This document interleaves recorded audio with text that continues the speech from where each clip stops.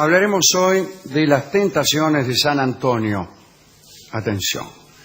Usted sabe que los ascetas, de los que hemos hablado muchas veces aquí, eran monjes medievales que se retiraban al desierto para estar más cerca de Dios y se sometían voluntariamente a toda clase de privaciones. Casi siempre eran tentados, si es que se atiende a su propio testimonio, eran tentados ¿por quién? Por el demonio. El demonio tenía la intención de alejarlos de la virtud y entonces los tentaba, los perturbaba, se le aparecía, por ejemplo, bajo formas horrorosas para hacerlos huir, o mejor dicho, no, o sea, como monstruo, como serpiente. Cuando San Antonio llegó al desierto egipcio, a la Tebaida, vivió muchas disputas con el diablo, disputas que luego fueron pintadas por Hieronymus Bosch, llamado el Bosco.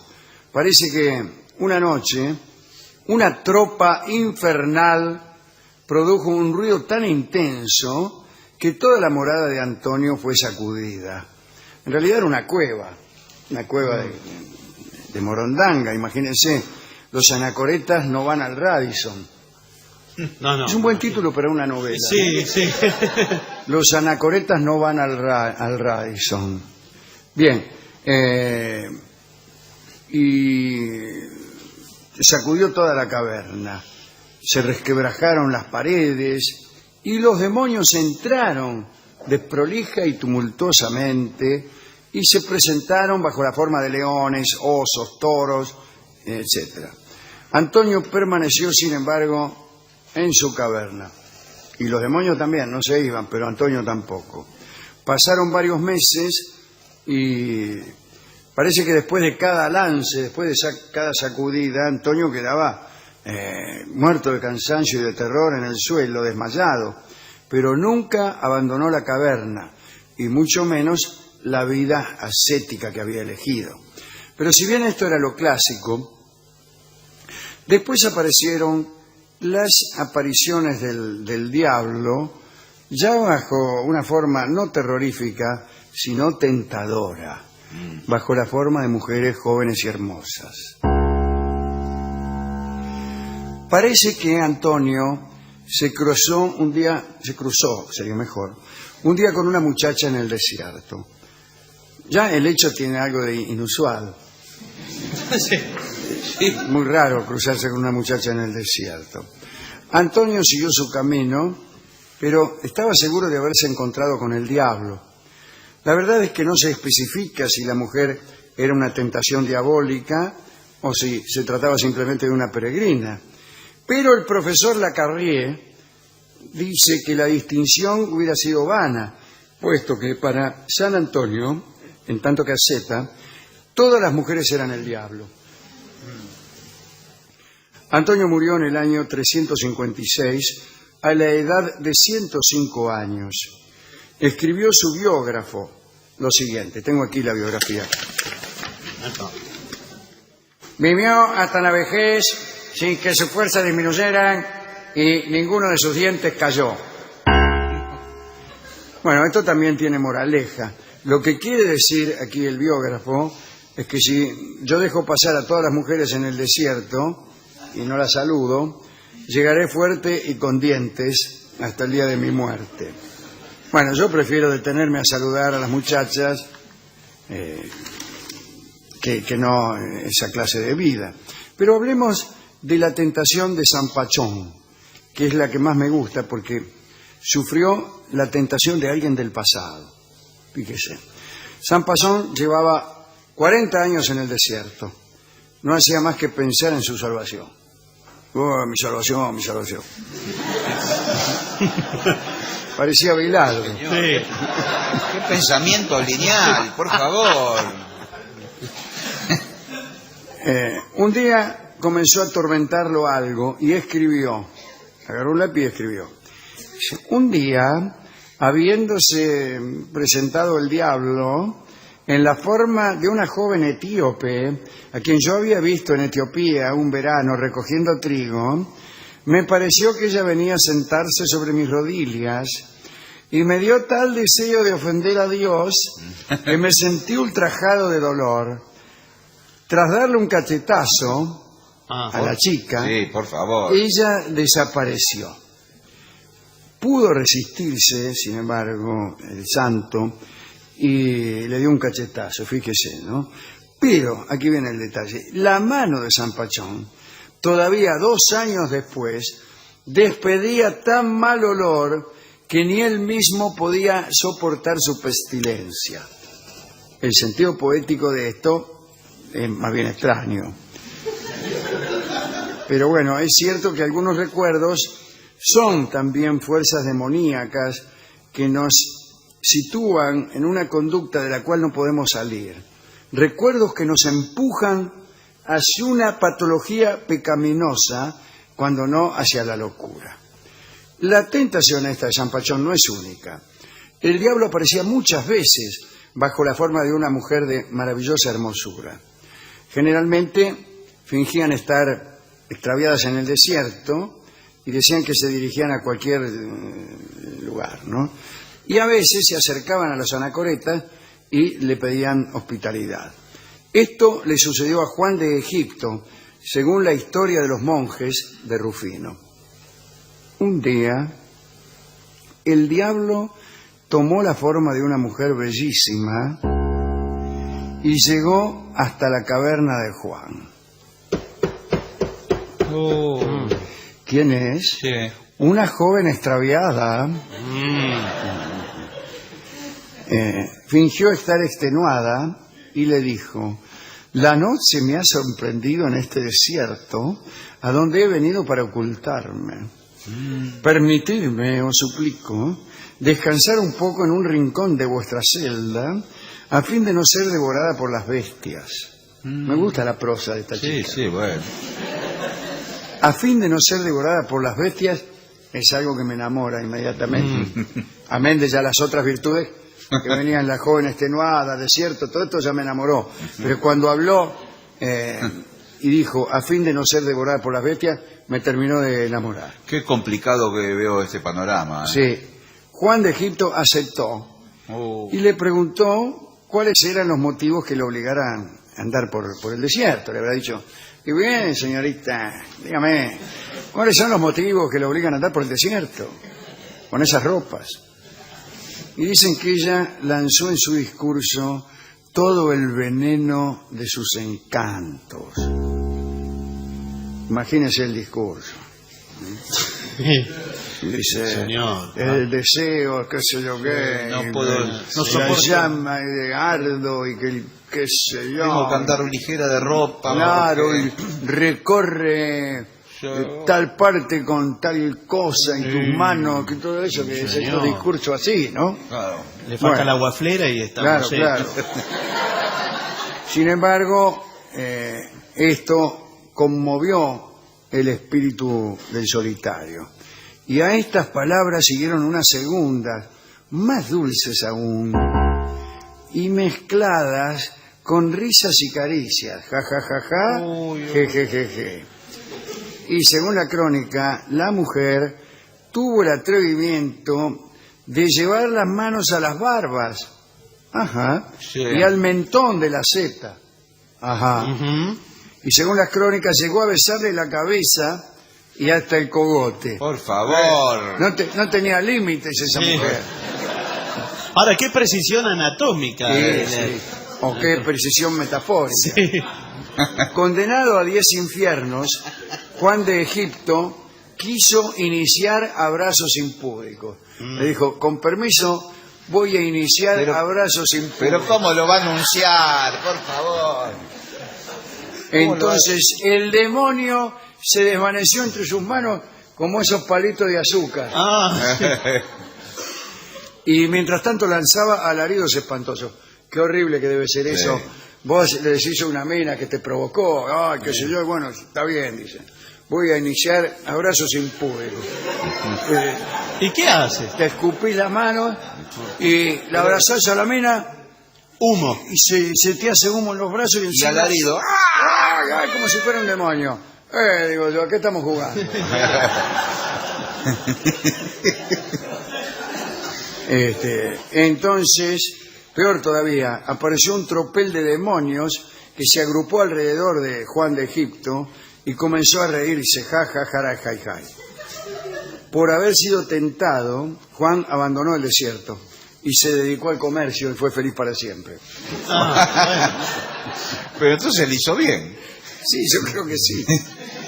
Los ascetas hablaban también del envío de un sentimiento que adjudicaban al diablo y que era la asidia, una palabra griega que significa indiferencia, apatía del corazón y del alma. En el libro Destituciones de los monjes de Egipto, Casiano escribió que se trataba de una fiebre pertinaz, la asidia, cuyos síntomas empezaban a aparecer gradualmente. El asceta empezaba a sentir horror por el lugar donde vivía, ¿no? Por su celda, su caverna. Después, desprecio por sus compañeros y hermanos. La asidia es un mal de la soledad y se atribuía al demonio y era enviada generalmente al mediodía. Es la hora, atención amigas, es la hora que te agarra la asidia, te agarra. El medievalista italiano de la Universidad de Bolonia, Vito Fumagalli. Sí, lo conozco, ahí está. Salga afuera, Fumagalli. Sí. Cuenta que en los siglos X y XI los monjes europeos le tenían miedo al sueño, pues la carne durante las horas nocturnas escapa de la virtud. Casiano en el siglo X distinguía entre las visiones nocturnas voluntarias y las involuntarias. Las primeras las provocaba un deseo no combatido, las segundas eran independientes de la voluntad del hombre, pero también amargas derrotas. Decía Casiano que las visiones nocturnas eran amargos naufragios y triunfos del demonio. Hemos hablado acá muchas veces de los íncubos y los súcubos. En realidad eran demonios que aparecían en sueños bajo la forma de mujeres y hombres respectivamente. Entonces, ante este temor, los monjes dormían poco. Casi todos dormían, ponele, entre 1 y 2 horas. Y se establecían guardias para despertar a aquel que durante el sueño iniciaba movimientos deshonestos. Estaba el tipo mirándote, por ella se hacía un movimiento deshonesto. Como por ejemplo guiñar el ojo. No, que Wagner está durmiendo. Abría un ojo. O hacer la seña del mate y venga, ponele. Bien. Contemos para terminar un episodio de una asceta que hacía cosas raras para evitar las tentaciones. El franciscano Pedro de Alcántara llegó a santo, después de morir, naturalmente, murió en 1552. Dicen que nunca miró a una mujer y en verdad nunca miró a nadie. Pero no era ciego, simplemente procuraba no mirar. Pedro conocía a los otros frailes por la voz. Nunca levantaba la mirada del suelo y a veces andaba con los ojos cerrados. Cuando tenía que ir a algún sitio de viaje, no sabía por dónde pasaba. Se contentaba con ir detrás de los compañeros, atado a una soga. Pasaba en vela toda la noche, no dormía. Y después mortificaba su sentido, que era la ventana del alma, ¿no?, para evitar tentaciones. Este muchacho, además de dormir poquísimo, no se protegía ni del calor ni del frío. Comía una vez cada 3 días, hablaba poco y torturaba su carne. Santa Teresa dice que aquella penitencia le dio resultado y que a ella misma se le apareció el santo en un par de oportunidades, aureolado así de buena victoria. Qué bárbaro pasar por el mundo viendo solo el piso, ¿no? Igual, a mí me gustó aquella consideración de San Antonio cuando se cruza en el desierto con una mujer y enseguida dice que es el diablo. Claro, él no pensó, para él toda muchacha era el diablo. Extraordinario eso. Hemos sido...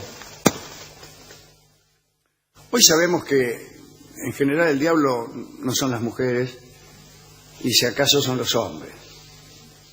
Pero fuimos a la discoteca a pedir un disco acerca de las tentaciones de San Antonio, qué sé yo. Sí. Y el tipo me dijo que no era Z, pero que... ¿Qué va a hacer AZ? ¿El No, discotecario? también No es aceta, pero está todo el día en la discoteca. que muchas veces se le presentaban, especialmente al mediodía, Ajá. se le presentaba mujeres medio desnudas y le decían... ¿Qué va a pasar acá y en la él me radio? dice, y sabe que yo al principio las rechazaba, pero ahora las acepto, dice. No sé cómo lo va a tomar, me dijo. Con hielo. Bueno, No, señor. entonces le dije, deme un disco de tentaciones. ¿Y qué le dio? Y me dio un disco que se llama Mi Tentación, una canción. Vamos a escuchar a la orquesta de Astor Piazzolla tocando Mi Tentación, que en realidad es una canción brasileña. Tiene una forma casi parecida a la del lloro. Piazzolla la toca como un tango. Yo no sé si esta canción es anterior a Adiós Nonino o a Nonino. Puede ser, pero ustedes van a notar esto. Es una canción que no es de Piazzolla, es de un tipo, dos tipos brasileños. Uno se llama Morenaz o algo así. Y hay una parte, la canción es...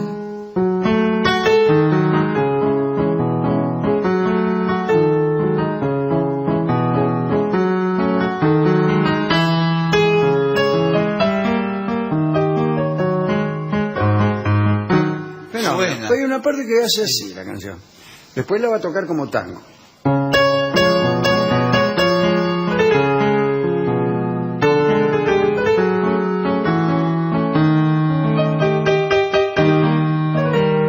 Epa, dice uno. Sí, hay cierta... No está tocada así, yo la toco como la canción brasileña. Está tocada como un tango. Y en la segunda parte van a encontrar esto.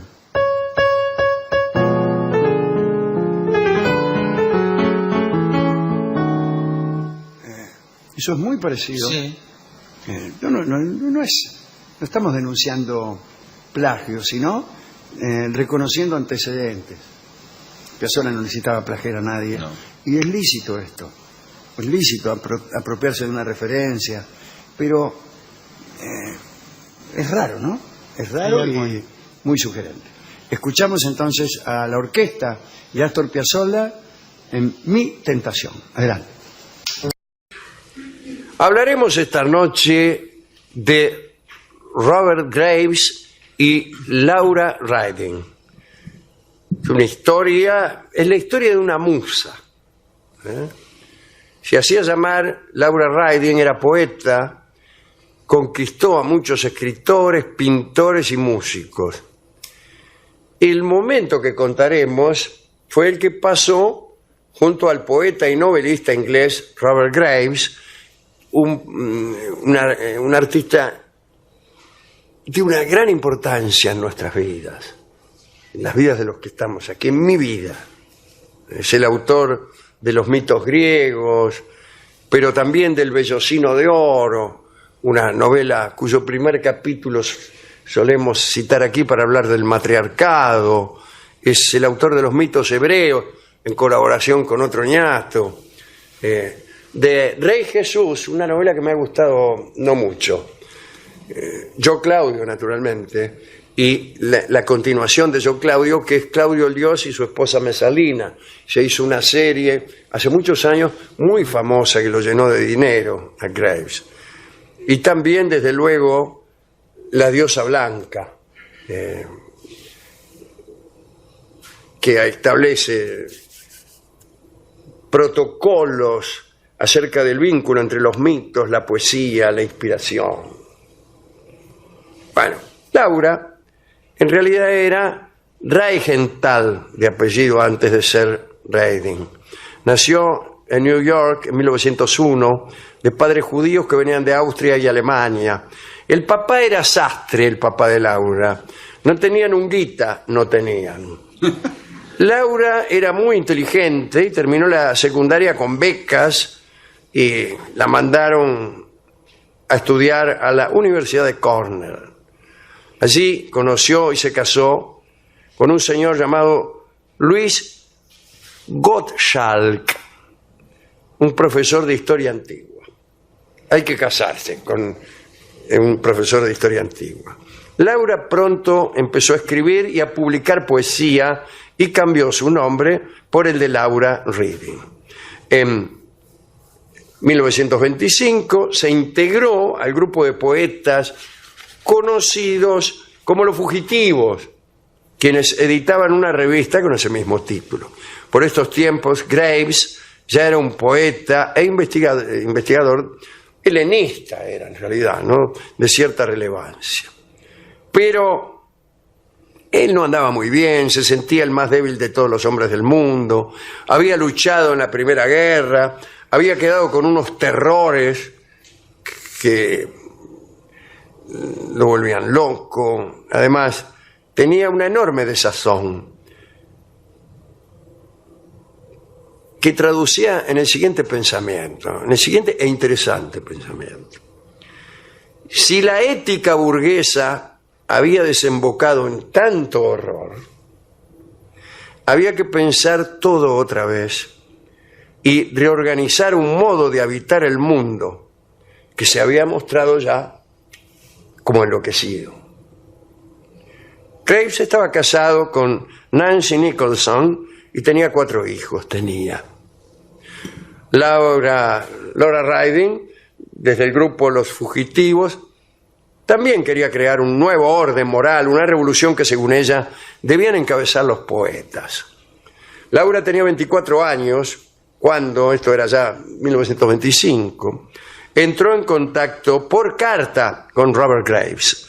La carta de Laura fascinó a Graves hasta tal punto que le invitó a viajar con él a Egipto.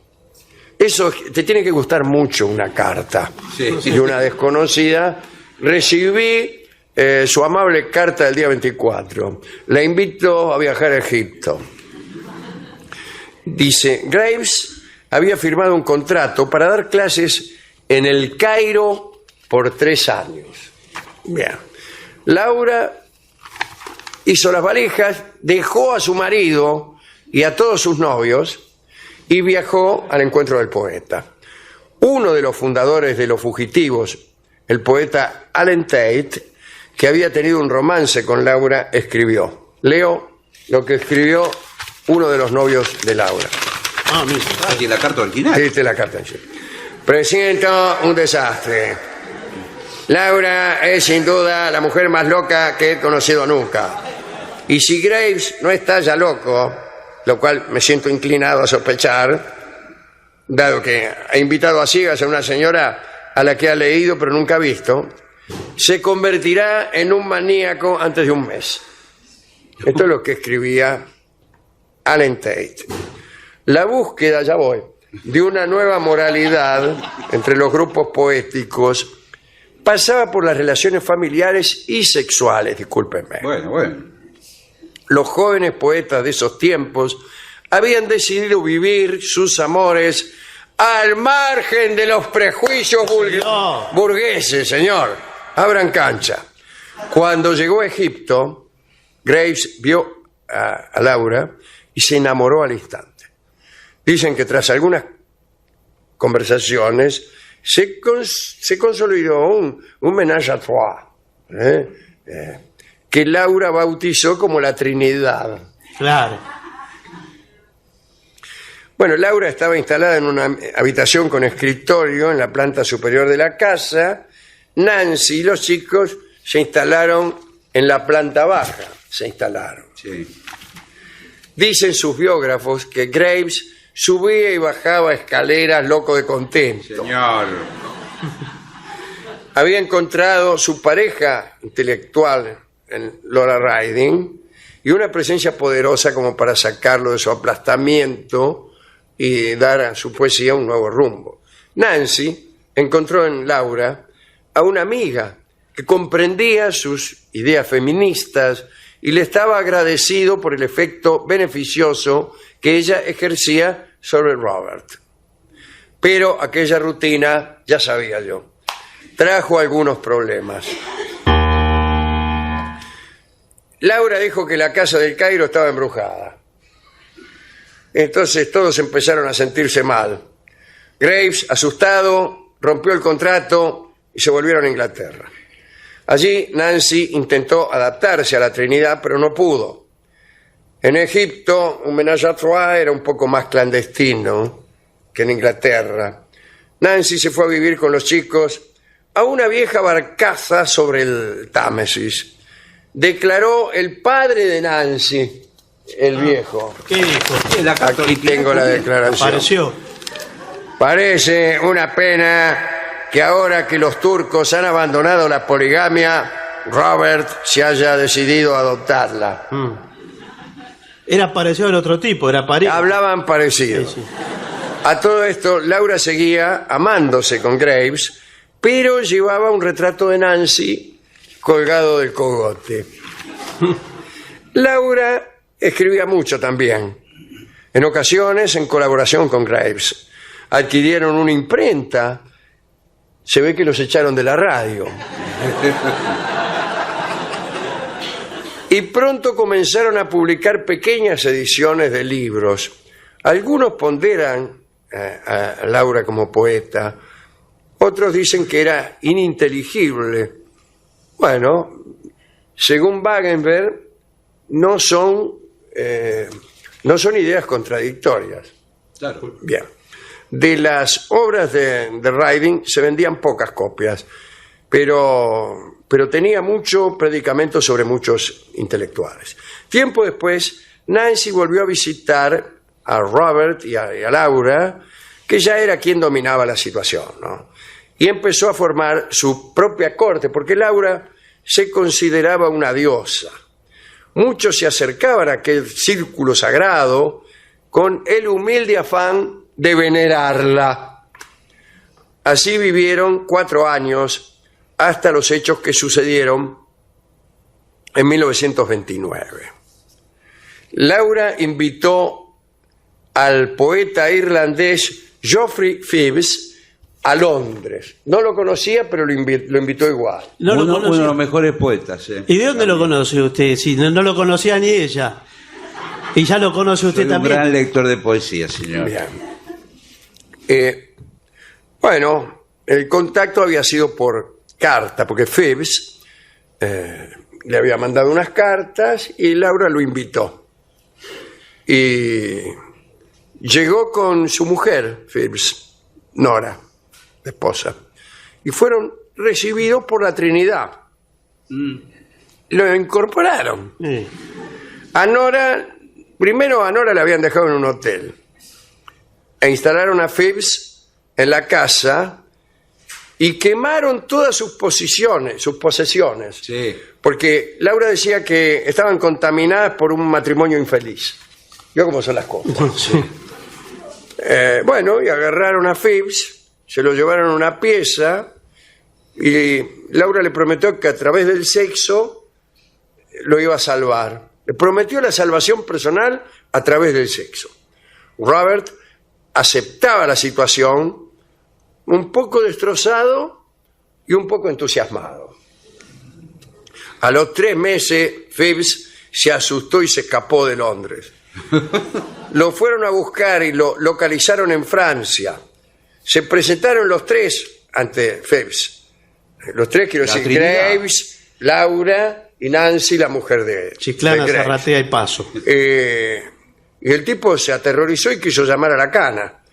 Laura lo tranquilizó y le hizo una propuesta.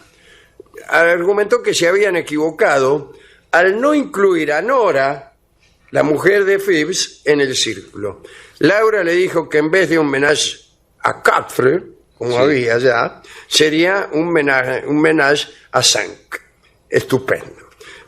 Phoebus dejó de gritar y fue a hablar con la mujer, con Nora, que lo sacó a patadas. Laura hizo una escena con llantos, rezos y gritos. Phoebus y Nora huyeron a Irlanda. Amargada, Laura les mandó algunas hechicerías, retratos pinchados, tickets de autobús usados, botellas llenas de porquerías. y finalmente le envió a Robert Graves para que los convenciera. Phipps aflojó, pero viajó medio reticente, ¿no?, a Londres. Cuando vio a Laura se mantuvo distante. Laura, dándose cuenta de que había perdido su poder sobre este tipo, consideró que eso era el triunfo del demonio. Y entonces se sentó en el alféizar de la ventana, miró a Graves, miró a Phipps, a Nancy, y se tiró por la ventana del cuarto piso. No, señor. Graves salió corriendo escaleras abajo, pero al llegar al tercer piso, muerto de impaciencia, se arrojó a su vez por la ventana. Pero, señor. Pero del tercero. Phipps también salió corriendo, pero hasta la puerta de calle para escapar. A ver si se tiraba del segundo, Sí. digo, ya es un... En cuanto a Nancy, fue la única capaz de mantener cierta calma y llamar a la policía. Laura sobrevivió a la caída, a pesar de haberse fracturado la pelvis y 4 vértebras. Graves estaba muy golpeado. El hecho de que se salvara de la caída hizo que en Laura aumentara su delirio divino. Creyó que era mágica, sagrada, que había muerto y renacido por los pecados de los demás. Bueno, aquel escándalo reordenó las cosas. Después del incidente, Robert y Nancy se separaron formalmente. En cuanto Laura estuvo lo suficientemente restablecida como para viajar, ella y Robert abandonaron Inglaterra en busca de un nuevo hogar. Phipps y Nancy se enamoraron. Phipps se enamoró al final de Nancy, la mujer de Graves, y se fueron a vivir juntos. Se fueron. Final feliz, todo muy bien. Graves y Laura decidieron vivir ¿en dónde? En Mallorca. En Mallorca. En Palma de Mallorca, o mejor dicho, cerca de Palma de Mallorca, en Deià, un pueblo de la montaña. Y allí, en una casa por cuya puerta hemos pasado no hace mucho los miembros de este programa, con la idea de saludar a Graves, dice, esos años fueron el apogeo del imperio de Laura. Atraía a grupos de jóvenes idealistas, exigiéndoles una adoración sin límites. Graves, mientras tanto, le prendía los cigarrillos, le llevaba el desayuno a la cama, la colmaba de atenciones y regalos. Laura había dejado de acostarse con él, sostenía ahora que las relaciones íntimas eran innecesarias. Y la verdad es que trataba muy mal a Graves. Andaba disfrazada con trajes medievales, cubierta de joyas, con una diadema de oro con su nombre en griego. Y ya en víspera de la Segunda Guerra Mundial, los seguidores de Laura estaban convencidos de que ella era capaz de detener la guerra. Incluso escribió el primer protocolo, un manifiesto en el cual se decía que la historia había acabado y se auguraba la salvación por medio de las mujeres. Lo firmaron varias decenas de intelectuales británicos y norteamericanos, y uno de los firmantes era el señor Schuyler Jackson, crítico literario del Time, quien comenzó una relación por carta con Laura Riding. Pero, señor. En 1939, Laura decidió ir a Estados Unidos junto a Graves. ¿Para qué? Para conocer a Jackson. El tipo vivía con su mujer y sus hijos en una granja. Cuando llegaron, Laura observó a Jackson y declaró que su periodo de castidad se había terminado. Se encerró con Jackson durante 3 días en un cuarto. No. La granja, bueno, el ambiente en la granja se fue poniendo un poco tenso. Sí, sí. Sí. La mujer de Jackson hizo un escándalo. Sí, Vio sí. cómo son Sí. algunas. Huyó con los chicos. Con el tiempo, Laura supo que Schuyler Jackson era su verdadero amor. El tipo obligó a Laura a cortar las relaciones con todos sus amigos, incluido Graves, que sumiso con ella se fue. Y no la volvió a ver nunca más. Años más tarde, Robert Graves se casó con Betty Hodges, una muchacha tranquila, con quien vivió en paz y escribió mucho, aunque muchas veces pensando en Laura. Cuentan que Graves se enamoraba tibiamente de algunas muchachas de Mallorca, les escribía poemas, aguardaba nervioso la respuesta, hasta que lograba consumar alguna que otra infidelidad. Vivía expectante, distraído, como embobado. 7 años después de haber roto con Laura, Graves publicó La diosa blanca, un ensayo inspirado en ella. En 1960 estaba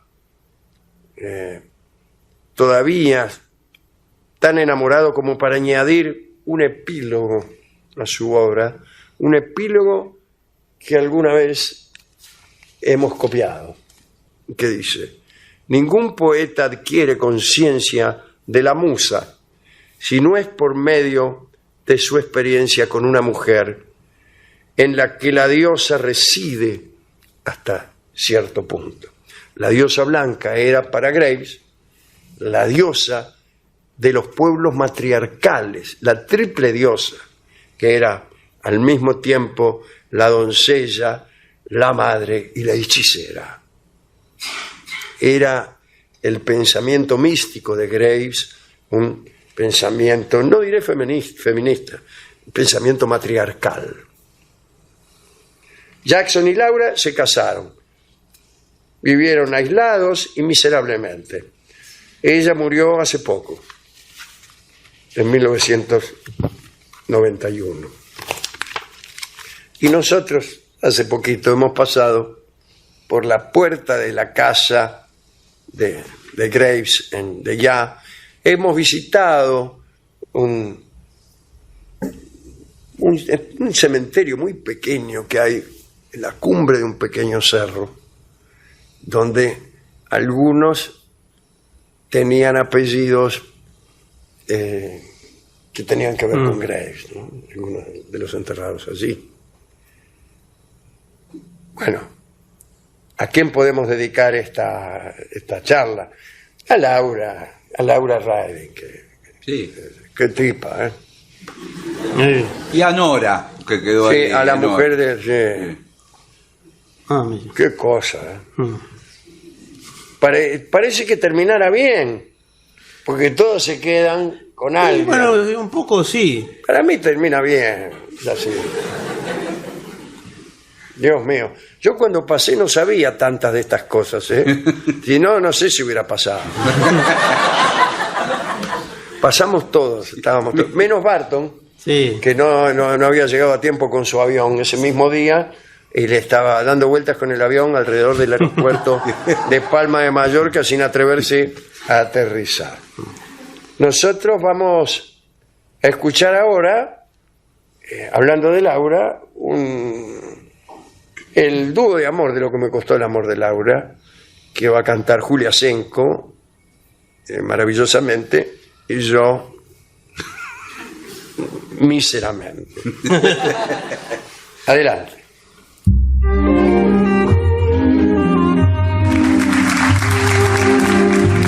Ni en los tiempos dudosos de ayer, ni en el gris porvenir que aún no es, ha existido jamás un amor como el que hoy siento yo por usted.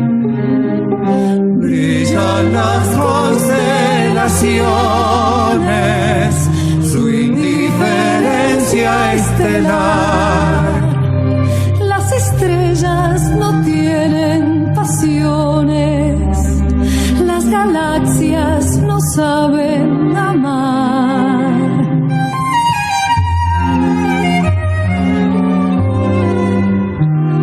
Júreme alguna cosa, Manuel. Le prometo que todo es fugaz. Venga y vamos los dos a espantar los fantasmas de la inmensidad. Que sea cobarde la ausencia cuando nos vea pasar.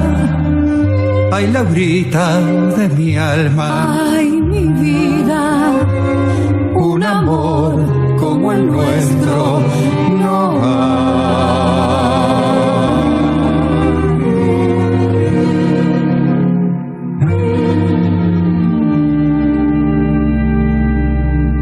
Eran Julia Senco y Alejandro Dolina. La venganza será terrible, el dúo de amor de lo que me costó el amor de Laura.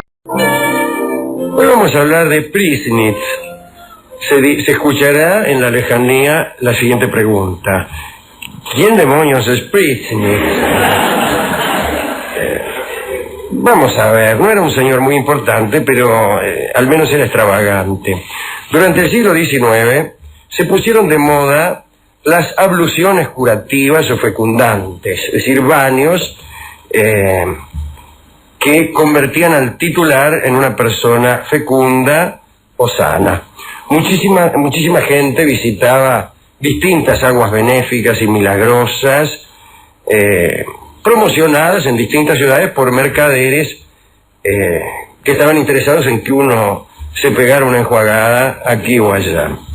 Muchísimas personas famosas iban hasta allí. Por ejemplo, la emperatriz Josefina, como se sabe, buscaba descendencia. Ayer hemos dicho que no la consiguió, al menos no de Napoleón, y visitaba aguas fecundantes y Napoleón la acompañó varias veces.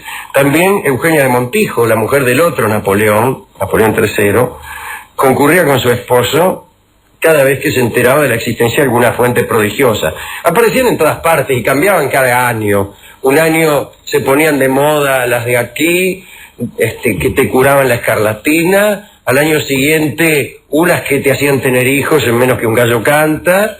Después otras que te hacían bajar de peso. Y al año siguiente otras que te hacían aumentarlo. El caso es que también Chopin quiso curar sus males en distintas termas. Lo mismo hizo John Keats. Lord Byron y Shelley también iban a este tipo de lugares. Hubo alguien que a principios del siglo XIX usufructuó aquella fe de la gente en las propiedades del agua y desplegó todo un sistema de curaciones parecido a aquel que impusiera Anton Mesmer. Hemos hablado de Mesmer, ¿se acuerda? Se juntaban los pacientes de Mesmer alrededor de un tacho con agua y agarraban todos un palito, qué sé yo, una cosa espantosa, le digo a la gente que Pues este hombre que siguió los pasos de Mesmer con distintos procedimientos se llamaba Vicente Priesnitz. Era de la ciudad de Grafenberg, un pueblo de Silesia que por entonces pertenecía a Prusia. Nació en 1799, digo, para que tengamos idea de cómo estaban las cosas por entonces. Priesnitz fue una especie de médico aldeano que se hizo famoso en el pueblo tras curar a algunos vecinos con un agua que tenía, el agua de una fuente. Él ni se sabía dónde estaba, y él aseguraba que esa agua tenía poderes medicinales. Así cualquiera que tenía un problema de salud iba a lo de Priesnitz. Priesnitz le pegaba una lavada, lo lavaba, y después lo envolvía en un paño, y según dicen, los pacientes se curaban. Muchos tuvieron a Priesnitz por un mago.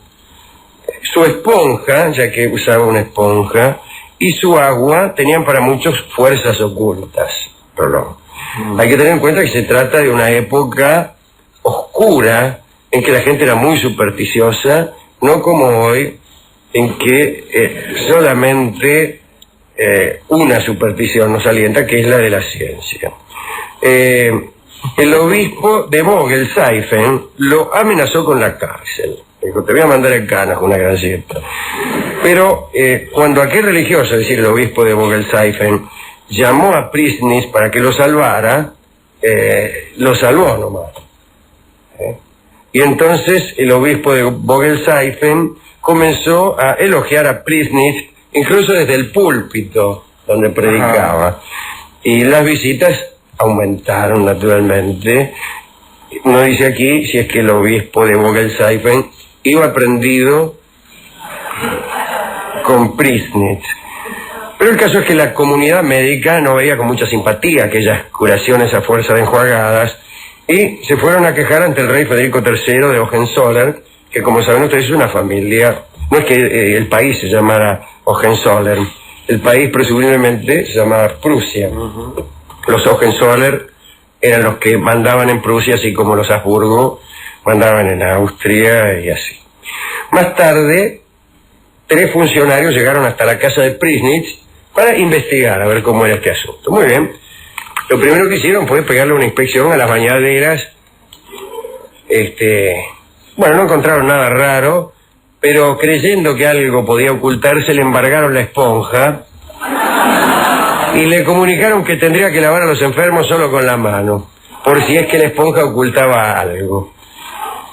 Pero en realidad con eso se logró que el método tuviera mayor popularidad, pues las manos de Priesnitz, puestas directamente sobre un cuerpo, parecían tener todavía mayor efectividad que la esponja, como sabe cualquiera. El rey francés Carlos X, el de los Orleans, ¿no?, quiso visitarlo y hubo algunos cruces de cartas para establecer las formas de aquel encuentro. Los ministros de Carlos insistieron en viajar con él porque no querían que nadie, y sobre todo un extranjero, pusiera las manos sobre el rey, que lo manosearan. Entonces se ofrecieron ellos a servir de intermediarios. No sé cómo habrá terminado la cosa. El caso es que durante estos años Priesnitz tuvo una intuición científica, vamos a llamarla así. Conjeturó que transpirar hacía bien. Y entonces a las enjuagadas, a las abluciones, agregó la técnica de envolver a los enfermos con mantas de lana para que sudaran. Sudaban, según las crónicas, de un modo tal que agujereaban los colchones. La terapia consistía en baños fríos, baños calientes, abrigos, sudoraciones, otra vez baño frío y así. Todo tenía que ver con los cambios violentos de temperatura y estaban recomendados especialmente para la gota, la tuberculosis, la fiebre y la peste misteriosa. No sabemos cuál es. Construyó Priesnitz una casa con varias barracas de madera para los clientes. Pacientes. En aquel pueblo vivían 3.000 personas. No sabemos cuál es el pueblo. O quizás sí, sabemos. Visitaban los baños unas 6.000 personas por mes, así que imagínense. Y se sometían allí a unos procedimientos que ya explicaremos. Grafenberg se llamaba el pueblo, ¿no? Y aparecieron en el mismo pueblo de Grafenberg competidores. Viendo que venía mucha gente, calcule, algunos por no hacer cola se hacían enjuagar por otro. Como ven, lo quiero ver a Priesnitz. Dice, pero va a tener que esperar hasta el lunes. La cola esta que está ahí. Hágase ver por el otro que tiene una agüita no tan milagrosa, que por lo menos no tiene usted que hacer cola. Había un señor Schrott, que había pedido incluso alguna vez la mano de la hermana de Priesnitz y que había sido rechazado, así que calcule cómo estaba con Priesnitz, el tal Schrott. El tipo había dicho, me quiero casar con tu hermana, Priesnitz. No, le dijo no. Y Schrott se vengó haciéndose competidor en los baños. Y organizaba también curas de sudor. También el veterinario del pueblo decidió levantar unos baños y agregaba a estos tratamientos lambidas de diferentes animales que según parece tenían propiedades curativas. La lambida de vaca siempre se ha sabido que es buena siquiera para peinarse. Bueno, la comunidad médica ante esto insistió, arreció en sus quejas y lo persiguieron a Priesnitz incluso judicialmente. Chao. Una vez estoy saludando a los de Clarín. Una vez más llegó un funcionario para observar los métodos de Priesnitz. Y este funcionario era un médico también, el barón de Tuchheim. Es en realidad Tuchheim, para mí, Tuchheim. Y quedó impresionado por lo que vio. Pasó 8 días en lo de Priesnitz y tomó algunas anotaciones. Según parece, Los clientes vivían en unos cuartos pequeños donde corrían aires muy fríos, había unos chifletes, había unas ventanas que estaban siempre abiertas, las comidas también eran frías. Priesnitz aseguraba que la comida caliente volvía a los hombres pesados y estúpidos. Ahora me explico. Mozo, suspenda el guiso. Obligaban a todos a beber 30 vasos con agua cada día. Los asistentes tenían que dar un paseo por el bosque, desnudos, para purificarse, llegado el caso. Dice la crónica que las señoras protestaban por algunos que después del paseo seguían desnudos, aún en las barracas. Después de aquellas purgas, ¿cómo purgas? Habíamos dicho que paseábamos desnudos por el bosque, nada más. La verdad es que muchos mejoraban. Y entonces el barón de Thürheim dijo a las autoridades que Priesnitz no era un charlatán. En 1826, los baños de Priesnitz recibían gente de todo el mundo. Pagaban sumas muy altas, pero otros no pagaban. Los grandes señores dejaban regalos principescos y los pobres, nada, solo el saludo. 3 monumentos dedicados a Priesnitz fueron costeados por Austria, Prusia y Francia, fíjese. A los 51 años, Priesnitz enfermó, tuvo un ataque de apoplejía. Llamaron entonces a un par de médicos para que le hicieran una sangría, que era el procedimiento usual en aquellos casos. Pero sus ayudantes no lo permitieron. Dijeron, momento, Priesnitz solo se cura con agua, y procedieron como Priesnitz había enseñado, y a los pocos días murió. A veces sucede, Rolón, que fragmentos de superchería inducen a verdaderas soluciones. Aquellos baños con aguas prodigiosas, acerca de los cuales muchos eruditos dudaban, quedaron en el olvido. Quiero decir, los errores se olvidaron ante algunos aciertos, como suele ocurrir con las predicciones de los clarividentes, que predicen hasta que aciertan, por ejemplo, que Racing va a salir campeón, y entonces agarran fama de adivinadores. Vicente Priesnitz hizo que poco más tarde se instituyeran lugares en los que el clima fuera propicio para asmáticos o para tuberculosos. Aquella fórmula que aseguraba que podían eliminarse todos los males a través de la sudoración se estudió. Y pudo comprobarse poco después que era buena, al menos para algunos casos. Que era buena, al menos para algunos casos, no es un enunciado demasiado científico, pero bueno. El otro día estuve hablando con alguien acerca de estas cosas y me olvidé de Thomas Kuhn. Alguien me preguntó por Kuhn y yo pensé en Rodolfo Kuhn y en los jóvenes viejos. Y me olvidé de Thomas Kuhn, que fue el inventor de una cosa que está bien, que era, él le llamaba el paradigma, que era la matriz disciplinaria, conforme a la cual un determinado grupo científico, una época científica, trabajaba. Pero quiero decirle porque me acordé ahora de nuevo. Yo tengo la memoria de un loco. Quiere decir que acuden a mi mente cosas que no estoy convocando. ¿Entiendes? Estoy tratando de acordarme de Priesnitz y me acuerdo de Kuhn, y el otro día cuando quería acordarme de Kuhn me acordaba de Hopper.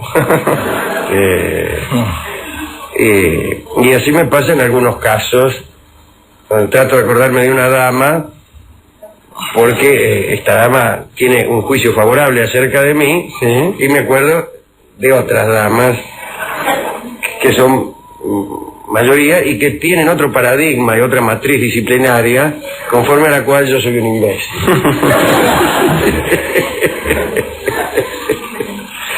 Bueno, Y así terminó la vida de Prisnitz, que curó a tanta gente. Esto les encantará a los amantes de fáciles simetrías, y él no pudo curarse con su agüita milagrosa, ¿no?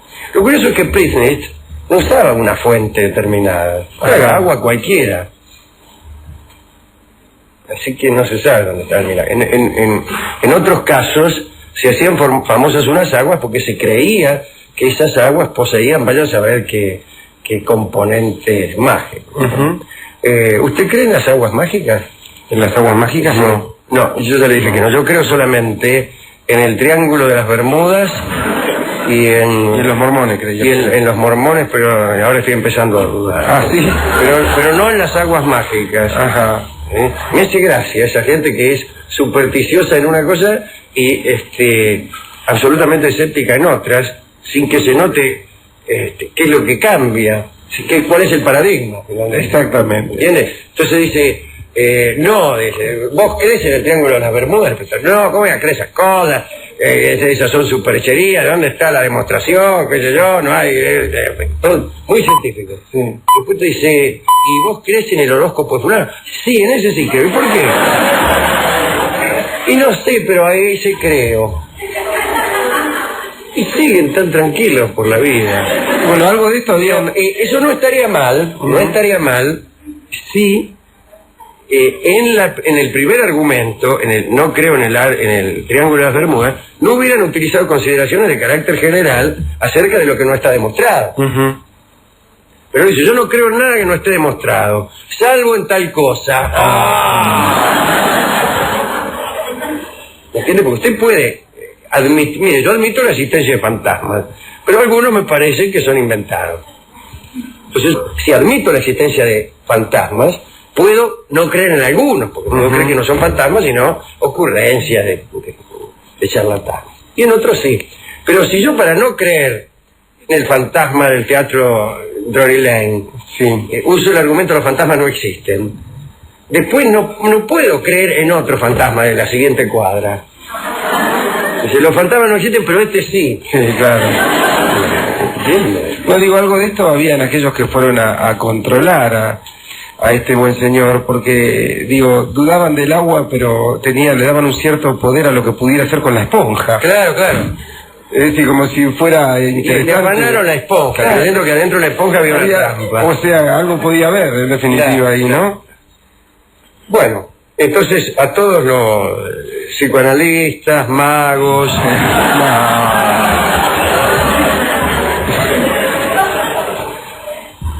Usted sabe que yo no creo en el agua, pero creo en el inconsciente.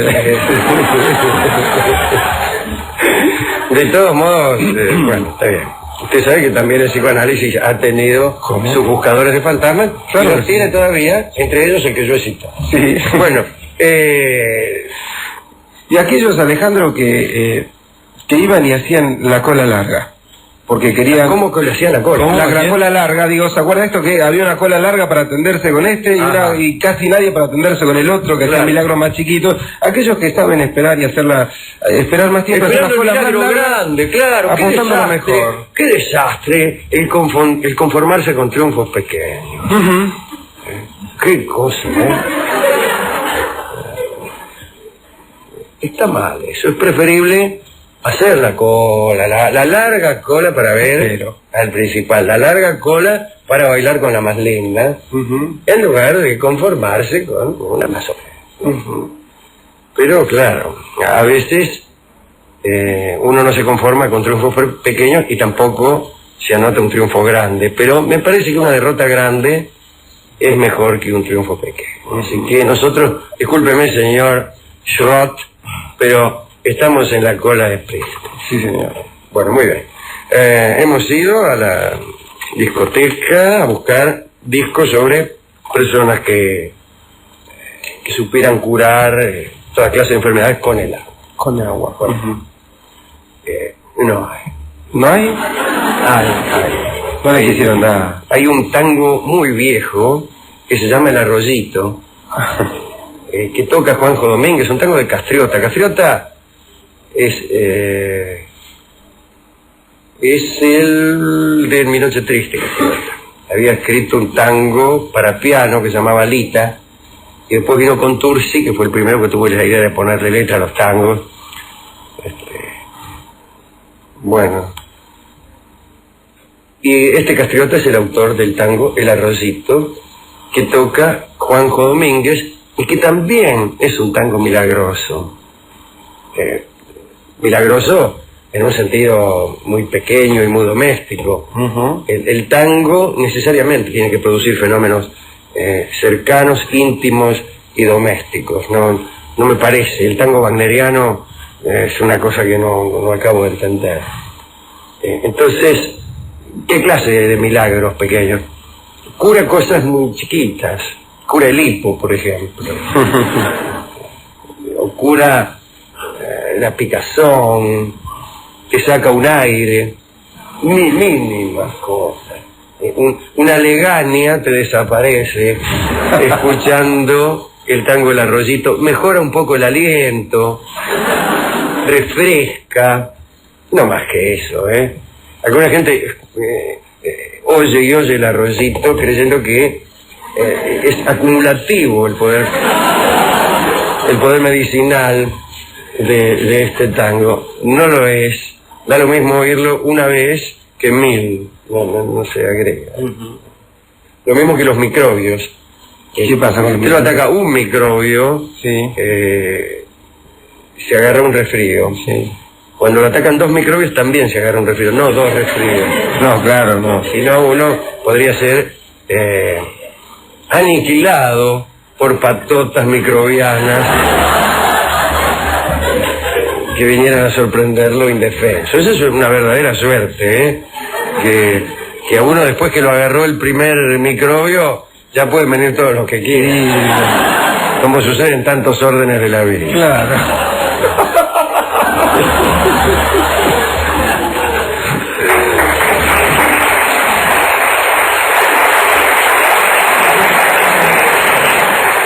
Algunos de nosotros estamos condenados a no ser nunca el primer microbio y vivir esa vida superflua de los segundos y quintos microbios. ¿Le preocupa que mucho? vienen a causar un resfrío que ya estaba.